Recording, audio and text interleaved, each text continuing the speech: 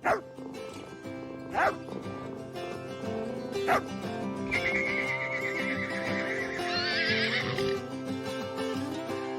suis Laure Bonatti et je suis Mathilde Guillon et nous sommes toutes les deux vétérinaires, consultantes en médecine du comportement.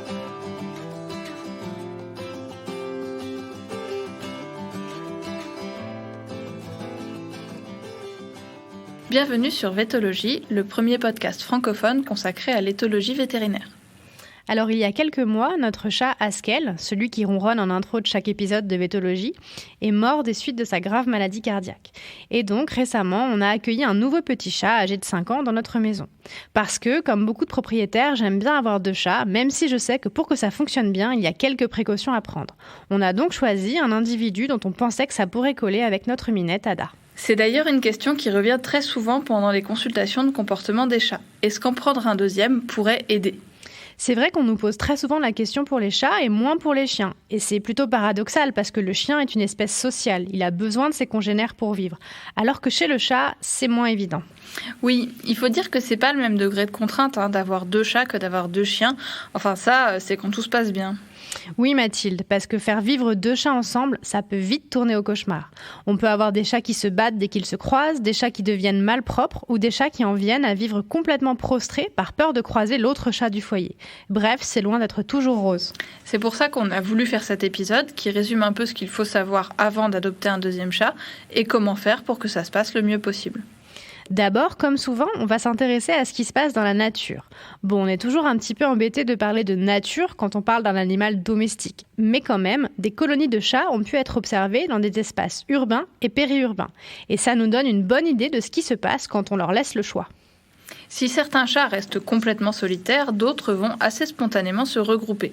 C'est pour ça que c'est un peu compliqué de parler d'espèces sociales. En éthologie, une espèce sociale, c'est une espèce dont les individus sont attirés les uns par les autres et forment des groupes d'adultes stables avec des interactions récurrentes entre les membres. Cette définition de la socialité ne s'applique pas parfaitement aux chats. Il y a des groupes qui se forment, mais pas d'interattraction. Et surtout, il y a beaucoup d'individus solitaires. En réalité, l'observation des groupes de chats errants montre 2 cas de figure. Si les ressources sont très abondantes, alors il y a des regroupements et peu d'individus solitaires. Si les ressources sont rares ou éparpillées, alors il y a beaucoup plus d'individus qui restent seuls. Donc chez le chat, la socialité, si on peut se permettre d'utiliser ce terme, elle est facultative et elle dépend de l'abondance des ressources. La première leçon à tirer de ça, c'est que pour avoir un deuxième chat, il faut que les ressources soient abondantes. On rappelle que les ressources, ce sont toutes les choses qu'un animal va devoir trouver dans son domaine vital pour assurer sa survie. Donc pour nos chats, il va falloir avoir beaucoup de lieux de couchage, de points de nourrissage et d'exploration, de litières, etc. Bien séparés les uns des autres, bien sûr, afin que chacun trouve sa place. En fait, les chats qui sont en groupe, ce sont souvent des jeunes qui restent avec leur mère. Et s'ils restent avec leur mère, c'est bien qu'il y a assez à manger pour tout le monde. Pour autant, il est difficile de parler d'un groupe social parce que les relations ne sont pas forcément très structurées ni stables et qu'il n'y a pas de coopération marquée. On peut quand même souligner que les femelles coopèrent ensemble pour les soins aux jeunes et il n'est pas rare pendant la mise bas qu'une autre femelle vienne lécher les nouveau-nés et manger les placentas. Mais c'est le seul cas de coopération observé chez le chat. En somme, on peut parler de grégarisme facultatif, c'est-à-dire que les individus peuvent vivre entre eux, mais pas avec des relations stables ni de coopération. Et ce grégarisme, il est ressource dépendant. Ce que les chercheurs ont voulu savoir ensuite, c'est ce qui influençait l'entente entre chats au sein d'un même foyer. Donc là, on revient dans les maisons et les appartements et on observe ce qui fait que les chats s'entendent. Alors d'abord, ce qu'on sait, c'est que le genre n'a que peu d'influence sur l'entente entre les chats. Les couples femelle-femelle, mâle-mâle ou mâle-femelle ont autant de chances de s'entendre. Par contre, les mâles qui s'entendent sont souvent plus observés proches l'un de l'autre. Mais du coup, c'est difficile de savoir s'il vaut mieux prendre un mâle ou une femelle, c'est pas encore bien documenté. Ça veut aussi dire que c'est pas le sexe du chat qui va vous permettre de prédire sa tolérance à un nouvel arrivant. En fait, le meilleur moyen de savoir si votre chat va apprécier la compagnie d'un autre chat, c'est de connaître son tempérament et ses conditions de développement. Un chat qui s'est développé avec d'autres chats sera par contre plus tolérant à la présence d'autres chats plus tard. Souvenez-vous de la période sensible dont on a parlé dans l'épisode sur le sevrage. Si le chat a été exposé à d'autres chats entre ces 3 semaines et ces 3 mois, il sera plus susceptible d'apprécier la compagnie de ses congénères. De la même manière, la connaissance du tempérament du chat peut être une aide.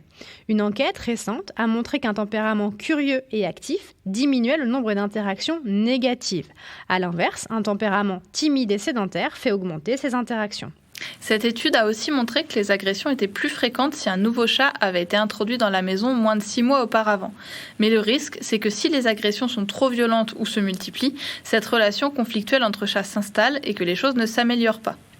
Ok Mathilde, donc ce que je propose maintenant, c'est que si les gens qui nous écoutent sont toujours motivés à avoir un deuxième chat, on peut leur donner quelques clés sur la meilleure manière de procéder pour introduire le nouvel arrivant.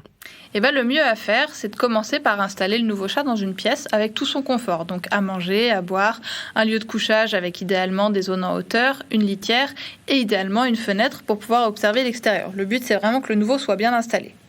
On pourra ensuite, par exemple, faire jouer les deux chats chacun d'un côté de la porte, ou les nourrir, pareil, chacun d'un côté de la porte. Ils vont commencer à se sentir tout en associant cette nouvelle odeur à un événement positif, du jeu ou de la nourriture. On pourra aussi faire des échanges de paniers afin que l'odeur du chat inconnu devienne quelque chose de familier pour chaque chat. Une fois qu'il n'y a plus aucune agression, et parfois il n'y en a jamais, on va pouvoir instaurer un contact visuel. Donc toujours en faisant de ce contact un événement extrêmement positif pour les chats. On peut par exemple mettre une barrière, un type barrière pour bébé, à la place de la porte de la pièce où le nouveau chat est installé. Et on distribue de la nourriture ou on joue pendant que les chats s'observent. Et quand cette étape se passe bien, on pourra mettre les chats en présence physiquement. Et de la même manière, en faisant en sorte que cet événement soit agréable pour tout le monde. S'il y a agression, il est inutile de les punir. Il faudra simplement faire en sorte de les séparer en faisant du bruit pour les surprendre par exemple. Et puis on remet chaque chat de son côté de la maison. La fois suivante, il faudra faire attention à mettre les chats en contact moins longtemps pour éviter les agressions. L'idée, c'est que plus les agressions surviennent, plus elles risquent de continuer à survenir. C'est donc un scénario qu'il faut éviter, même si bien sûr des accidents arrivent toujours. Enfin, une fois que les chats tolèrent d'être mis en présence l'un de l'autre sous surveillance, on pourra peu à peu les laisser pleinement ensemble. Cette procédure peut être très longue comme très courte. Ça dépend vraiment de chaque individu, de ses expériences précédentes, de son tempérament et de ses attentes. Et malheureusement, il n'y a pas de recette miracle pour savoir si deux chats seront un jour les meilleurs amis du monde. Donc si vous souhaitez un deuxième chat, demandez-vous si son tempérament semble correspondre à cette envie et n'espérez pas forcément les trouver un jour sagement endormis côte à côte. Ça arrive, heureusement, mais c'est pas systématique et certains chats ne feront jamais que se tolérer l'un avec l'autre. Bon, en tout cas, chez nous, ça a marché et les deux chats s'entendent bien. On espère que cet épisode vous a aidé à prendre une décision sur l'adoption d'un second compagnon félin. N'hésitez pas à le partager s'il vous a plu et à vous abonner au podcast. On vous dit à très bientôt sur Vétologie.